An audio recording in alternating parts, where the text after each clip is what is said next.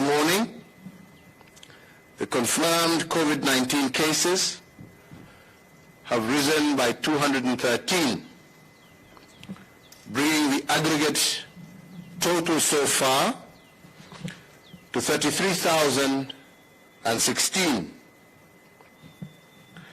We mourn the 5 lives lost over the last 24 hours, as we indeed mourn the lives of all those who have passed on as a result of this pandemic. Amid this tragedy, we are also remarkably thankful to God that we have, over the same period of 24 hours, recorded 241 recoveries, bringing our total number of recoveries to 19,296. So, fellow Kenyans, while we note the good progress that we have made so far in fighting this enemy, we must also acknowledge that this positive news is not a license for us to drop guard and backslide from our path of responsibility. Indeed, as I have mentioned in the past, we are fighting a war against an invisible enemy, and as we enter the 6th month of this war, we are also entering into a phase that is now being commonly referred to as the fog of war. In this phase, the combat arena should be increased in order to cope with the gradual shift of this pandemic to the counties. So therefore, dear friends, given this challenge, but also going forward to anchor universal health coverage in the expanding health architecture, I today direct as follows. And the first is that the Cabinet Secretary for Health, acting jointly with the Chairperson of the Council of Governors, shall constitute a national reference group on COVID-19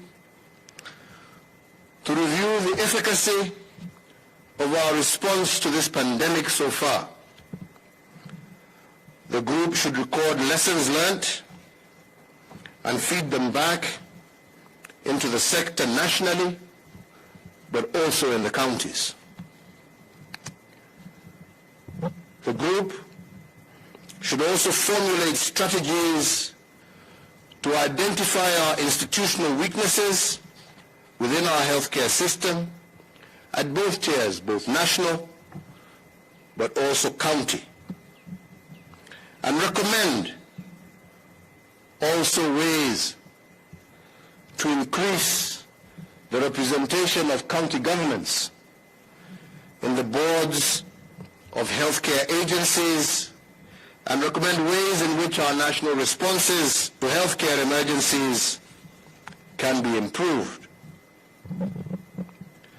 The same national reference group on COVID-19 should position healthcare as a driver also to our manufacturing sector and our agenda by ensuring that preference is given to local manufacturers in the procurement of pharmaceuticals and non-pharmaceutical products, not just for this pandemic, but also taking into cognizance our universal health care agenda.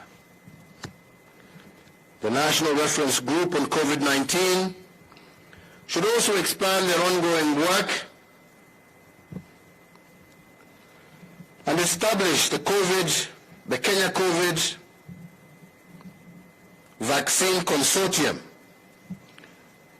so that our research institutions, which are already doing great work, can now come together, bringing on board all relevant stakeholders locally, but also partnering with those internationally, and together sharpen their focus on the development as well as the testing of COVID-19 vaccines locally here in Kenya and for our region.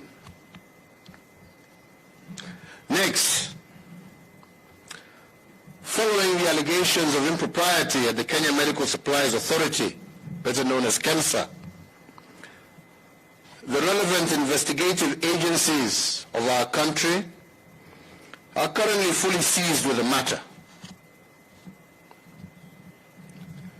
However, given the compelling public interest on the matter, the relevant agencies should expedite their ongoing investigations and conclude the same within 21 days from the date hereof. Fellow Kenyans,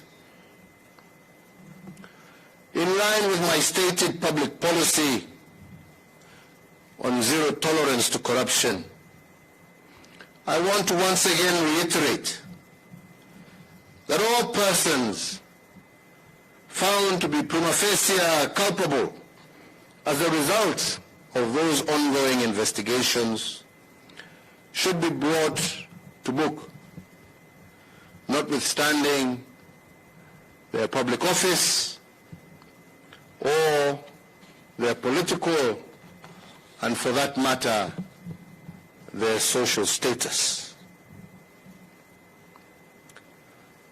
Fellow Kenyans, the pandemic before us poses an individual crisis. It poses a health crisis, but it also poses an economic crisis. If the cure for this crisis is civic responsibility, and indeed, I do believe we have and are doing well in that area, there are some good returns as well from our economic sector. While this pandemic continues to present us with various unprecedented challenges, we must also always remember that Kenya is a work in progress. And that is why, even as we face the challenges before us, we must also celebrate the good returns, even as we continue to battle the challenges before us. Since March of this year,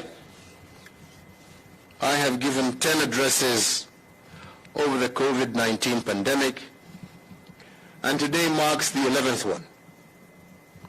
And in the 10 addresses, I have made certain directives to cushion our economy and enhance the purchasing power of our people. The most notable one is the tax cuts that we announced at the very beginning of the pandemic in March of 2020.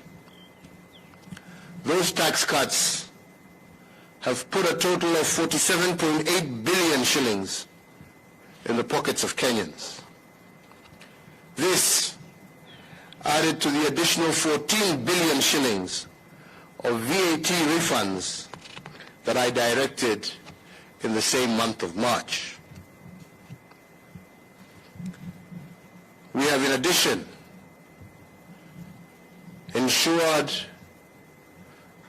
that tens of thousands of Kenyans in need have also had access to direct intervention through weekly cash transfers to them and their families to ensure that the most vulnerable in our society are able to overcome and withstand this crisis.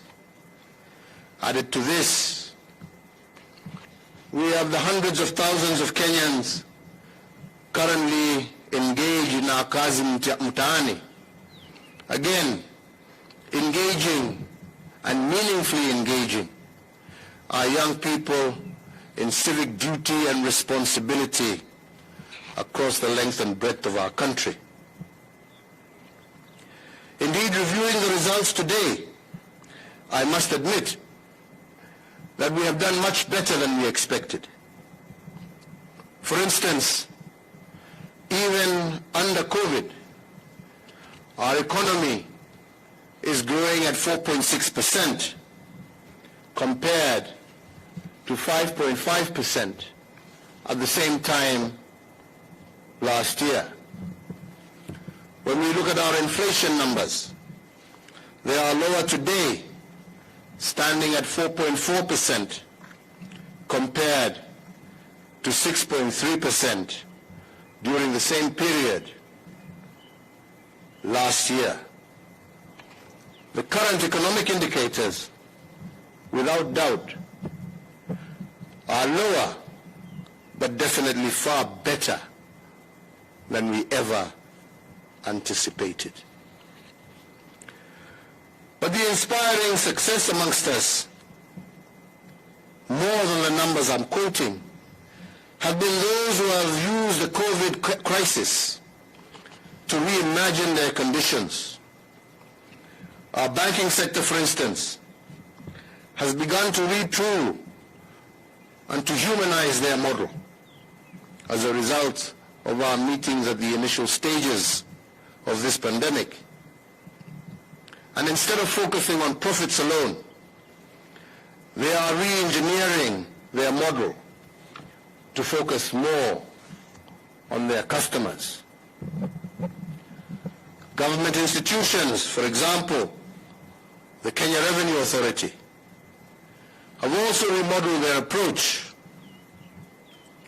As an example also, instead of destroying 1.5 million liters of illicit ethanol that was in their custody, working together with other government agencies like Kenya Pipeline and many others, they converted that illicit ethanol into hand sanitizers that were distributed freely throughout the length and breadth of our country. But those aside, the most inspiring story of reimagining your circumstance during this COVID crisis is from a proprietor of one of the big private schools that unfortunately was forced to close. In order to meet his commitments and obligations to banks and suppliers, Juan Joseph Koho turned his school temporarily into a farm, rearing chickens and producing food. Our exporters too are retooling and turning this unfortunate challenge into promise. For example, many expected that the thousands employed in our floriculture and horticulture industry would collapse.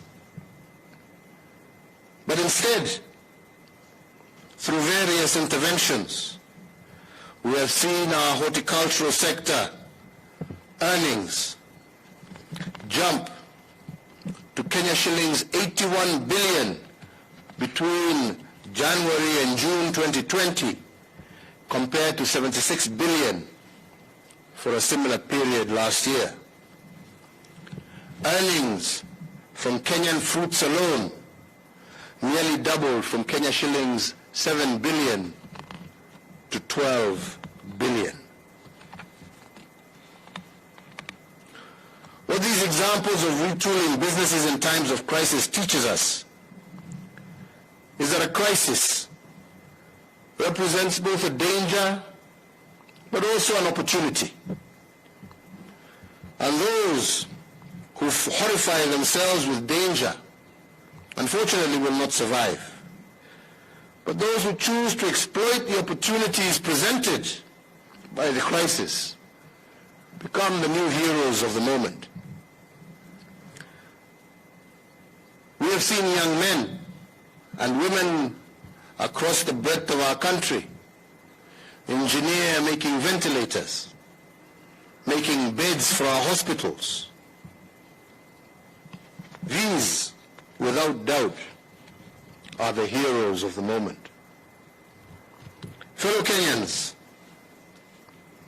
in order to secure the achievements that we have made so far and to build on them in the future, I now today, once again, further order and direct as follows. 1.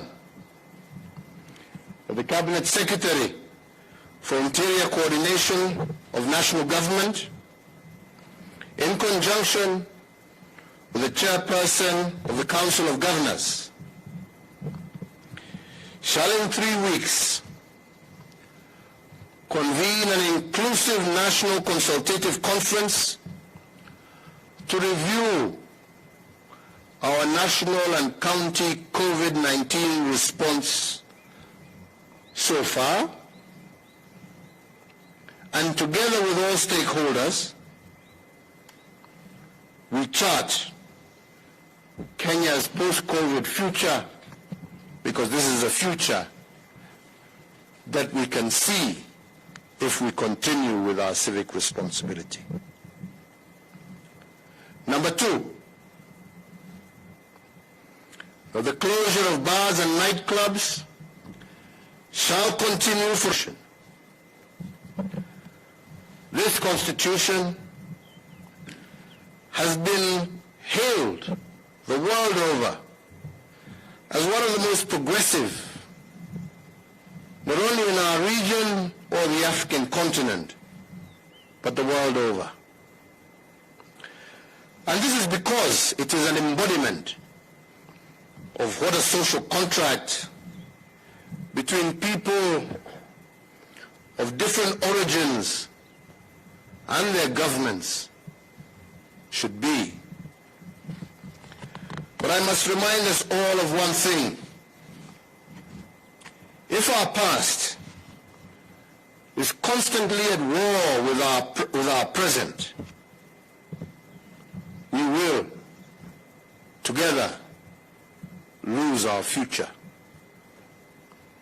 And the spirit of this Constitution was meant to reconcile our past with the present in order to secure our future.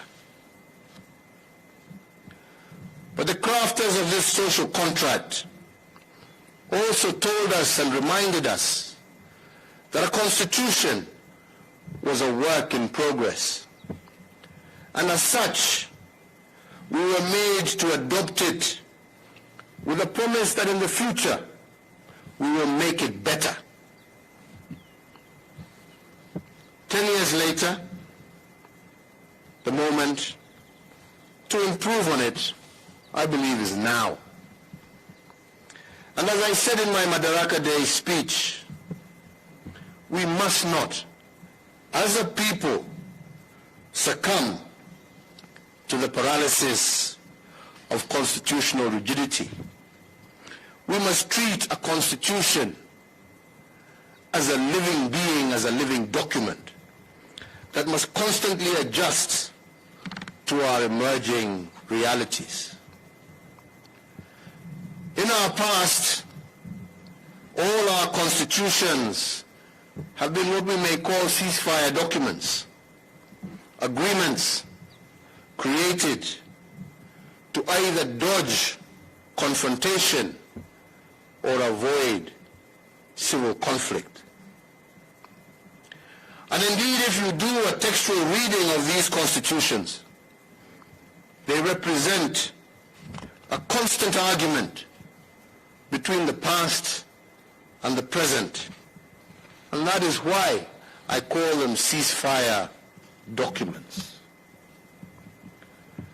But 10 years After one of the most progressive constitutions, I believe the moment calls on us to do better.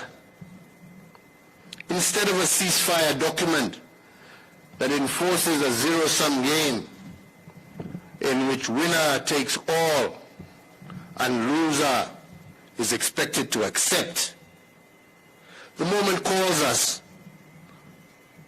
to a new time. The moment calls us to create a constitutional order that will long endure and survive and not be a conflict-stopping constitution, but rather a future-building document. And on this, I want to emphasize to all of us that we must not go down a path of populism today, but let us choose a bold path, a path that will assure each and every Kenyan, regardless of where they come from, their social background, their ethnic background, their religious background, assure every Kenyan of sustained peace, security, and shared economic responsibility. Finally, fellow Kenyans, if we view our health crisis indeed first and foremost as a health crisis, but also switch our view and ask ourselves that this can also be looked at not just as a danger, but an opportunity, I do believe that we can completely rearrange our country. And we have seen it in the various new ways government are reorganizing ourselves, in the manner in which this crisis has forced us to focus on the most disadvantaged in our country, in the health clinics that we are building in our informal settlements, in the roads that we are building in our informal settlements where the majority of our people live, in the opportunities through Kazi Mtaani and many other government programs that we intend to initiate to support our young people, in the manner in which we are also reorganizing our government to take advantage of the digital technology in the performance of our work and in our outreach. I do believe we can rearrange our country. I do believe that it is possible and that our constitutional architecture can be not a conflict resolution document, but a document that lays the architecture of our future heritage. And indeed, as Abraham Lincoln once said, the only way a people or a nation can predict the future is to invent it themselves. We can invent together that future, and we want to do so through our actions of civic responsibility today. May God bless you all. May God continue to bless this great Republic of Kenya. Asanteni sana, twashukuru. Wagona unataka kusema kitu? Your Grace, is there anything you may wish to add? Nyinyi nimesoma kwa niaba yenu. Yeah? So, asanteni sana, Mungu awabariki, tumeshukuru. Na nimesema baada ya wiki 3 tutakuwa na mkutano mkubwa ambao utahusisha wawekadau wote, county governments, serikali kuu, makanisa, mamisikiti na maimams wetu, wafanyi biashara, civil society na wale wote ambao wana nia njema kwa taifa lao la Kenya kujadiliana yale ambaye tumeweza kutekeleza wakati huu mgumu wa COVID, na pamoja tupange yale ambaye tutatekeleza baada ya hii jangwa kutupita, na kujua ni kwa njia gani pamoja tutajiinua